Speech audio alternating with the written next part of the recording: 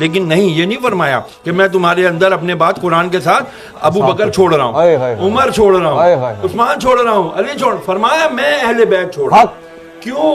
اس کی سب سے بڑی وجہ، صحابہ بھی وفات پا گئے، کئی صحابہ نے شادیاں نہیں کی، کئی اصحاب کے اولاد ہی نہیں ہیں، لیکن اللہ نے قرآن میں وعدہ کیا ان شانیہ کا هو الابتر، اے محبوب تیرا دشمن ہی بے نام رہے گا لیکن تیری آل چلے گی، تیری آل چلے گی، قیامت تک سید ہوگا، آئے گا آخری سید جس کا نام مہدی ہوگا، محمد ہوگا، وہی آ کر کے پھر دجال کو بھی مارے گا، وہی آ کے جب حضرت عیسیٰ علیہ السلام کو بھی کلمہ پڑھا کر کے وہ کہیں گے کہ اب میں لا الہ الا اللہ محمد رسول اللہ کا کلمہ پڑھتا ہوں۔ اب بات آ جاتی ہے یہاں پر کہ ہم کیوں نہیں سناتے کربلا کا، چھوڑ دیا ہے کربلا کے، شیعوں کا کام ہے یہ، تو ہمارا کام نہیں ہے۔ یہ کس نے کہہ دیا کہ یہ خالی کربلا اہل بیت نبی کی آل صرف شیعوں کا ٹھیکہ ہے؟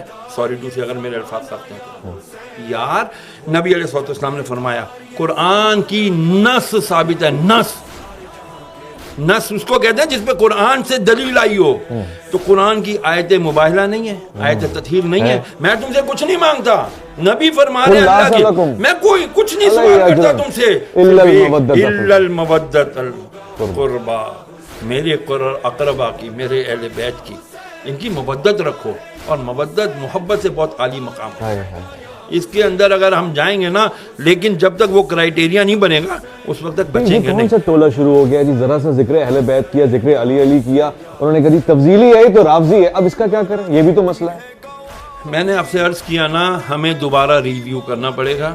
میں تمام علماء اہل سنت سے ہاتھ جوڑ کر، میں حقیر فقیر آدمی طالب علم ہوں، میری کوئی اوقات نہیں ہے، صرف ہاتھ جوڑ کر جید علماء سے، بڑے علماء کرام سے عرض کروں گا، خدا کے لیے ایک تو ہم اپنا ایگو، انا کا خول توڑیں، گردن میں جو سریے ہیں ان کو ہاتھ جوڑ کر عاجزانہ آپ کی جوتیاں پکڑ کر عرض کرتا ہوں، خدا کے لیے بیٹھیں۔ ہماری آج آنے والی نوجوان نسل کو نہیں پتا کہ بھائی مولا علی کون ہے، مولا حسین کون ہے، حضرت امام حسن کون ہیں، نہیں پتا رسول کی اہل بیت کون ہیں، ان کو نہیں پتا۔ اگر ان کو پتہ کرنا ہوتا ہے تو وہ اٹھاتے ہیں اور کس کے بیانات سنتے ہیں؟ وہ اہل تشیع علماء کرام کے بیانات سنتے ہیں، بہت بڑے بڑے نام ہیں، میں شہنشاہ نقوی صاحب کو بہت اچھے سے جانتا ہوں، میں مسعودی صاحب کو بہت اچھے سے جانتا ہوں، میں باقر صاحب کو جانتا ہوں، بہت بڑے بڑے علماء ان کے ہیں، لیکن کیا عوام علماء اہل سنت اپنی اس جو بھی کمی ہے اس کو ختم نہیں کر سکتے؟ میری التجا ہے، خدا کے لیے تفضیلیت کا لیبل ہر ایک کے اوپر نہ لگائیں۔ صحابہ کرام علیہ رضوان ان کے اپنے مقام ہیں، اہل بیت کا الگ مقام ہے، کیوں مقابلہ کرتے ہیں آپ لوگ؟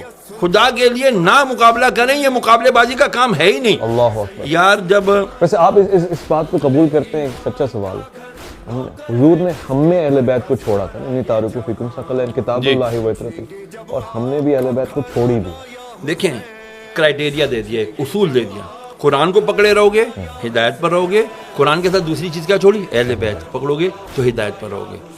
خالی اہل بیت پکڑا قرآن چھوڑ دیا گمراہ، قرآن پکڑا اہل بیت چھوڑ دیا گمراہ، دونوں۔ کیونکہ اہل بیت کون ہے یار؟ کربلا اگر نہ برپا ہوتا، میں بہت بڑی بات عرض کرنے لگا ہوں، اگر کربلا کا واقعہ نہ ہوتا تو خدا کی قسم حق اور باطل کا پتہ ہی نہیں چلنا تھا۔ اللہ اکبر۔ پھر تو وہی ہوتا جس کی لاٹھی اس کی بھینس۔ یزید آ جاتے ہر دور کے اور کہتے ہیں جی ہم اتھارٹی ہے، ہمارے پاس طاقت ہے، ہماری بات مانو، ہم جو کہہ رہے ہیں وہی حدیث ہے، ہم جو کہہ رہے ہیں وہی شریعت ہے۔